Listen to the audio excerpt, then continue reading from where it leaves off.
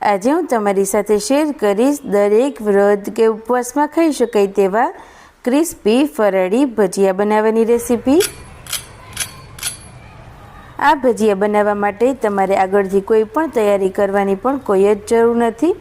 ફક્ત 10 મિનિટમાં આખા ઘર માટે આ રીતેના ભજીયા બની અને તૈયાર થઈ જાય છે। તો આ વિડીયો એન્ડ સુધી જોઈ અને તમે ઘરે જરૂરથી ટ્રાય કરજો।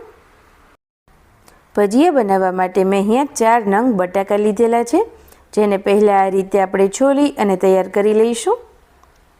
ત્યારબાદ આ રીતે મોટા કાણાવાળી જે ખમણી હોય તેનાથી આપણે બધા જ બટાકાને ખમણી લઈશું। આ રીતે ખમણેલા બટાકા હશે તો ભજીયા એકદમ સરસ એવા ક્રિસ્પી થશે। તો હવે આપણે બધા જ બટાકાને ખમણી લઈએ। બટાકાનું ખમણ સરસ રીતે તૈયાર થઈ ગયું છે, તો તેને એક બાઉલમાં કાઢી લઈશું। ત્યારબાદ હવે તેમાં એડ કરીશું નાના કટ કરેલા મરચાં, તમે આદું પણ એડ કરી શકો છો। નાની કટ કરેલી કોથમીર એડ કરીએ। ત્યારબાદ 1 ચમચી જેટલા સફેદ તલ, 1 ચમચી જેટલું કોપરાનું છીણ, ત્યારબાદ અડધી ચમચી જેટલો મરી પાવડર, અડધી ચમચી જેટલો શેકેલા જીરાનો પાવડર, 3 ચમચી જેટલો રાજગરાનો લોટ એડ કરીશું અને 3 ચમચી જેટલો મેં અહીંયા મોરૈયો ક્રશ કરીને એડ કર્યો છે। તમે ફરાળી લોટ પણ એડ કરી શકો છો। ત્યારબાદ હાથ વડે જ બધું સરસ રીતે મિક્સ કરી દઈએ। આ રીતે બધું મિક્સ થઈ જાય ત્યારબાદ તેમાં અડધી ચમચી જેટલું નમક, અડધી ચમચી જેટલી ખાંડ અને 1 મોટી ચમચી જેટલું લીંબુ એડ કરીશું। હવે ફરી વખત આપણે બધું સરસ રીતે મિક્સ કરી દઈએ। બટાકામાં પોતાનું જ મોઇશ્ચર હોય છે, એટલે આપણે પાણી એડ કરવાની બિલકુલ જરૂર નહીં પડે। તો હવે ભજીયા માટેનું મિક્સર સરસ રીતે તૈયાર થઈ ગયું છે અને તેલ પણ ગરમ થઈ ગયું છે।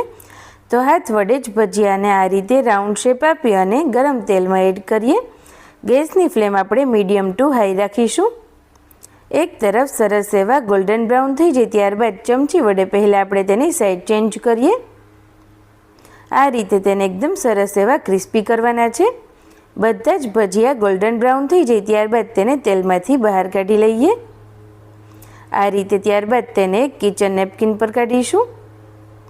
હવે સેમ એ જ રીતે આપણે ભજીયા બધા જ તળી અને તૈયાર કરી લઈશું। તો છે ને આ રીતે બટાકાના ભજીયા બનાવવા ખૂબ જ ઇઝી। તેની સાથે મેં અહીંયા થોડા મરચાં પણ તળીને રાખ્યા છે। તો તમે જોઈ શકો છો ભજીયા એકદમ સરસ એવા ક્રિસ્પી બન્યા છે। તો હવે કોઈ પણ વ્રત કે ઉપવાસ હોય ત્યારે આ રીતેના ફરાળી ભજીયા તમે ઘરે જરૂરથી ટ્રાય કરજો। અંદરથી પણ એકદમ સરસ રીતે કૂક થઈ ગયા છે। તો હવે આપણે ભજીયાને ગ્રીન ચટણી અને ઠંડા દહીં સાથે સર્વ કરીએ। તો તમને મારી આજની આ રેસીપી સારી લાગી હોય તો પ્લીઝ આ વિડીયોને લાઇક કરી અને તમારા બધા જ ગ્રુપમાં જરૂરથી શેર કરજો।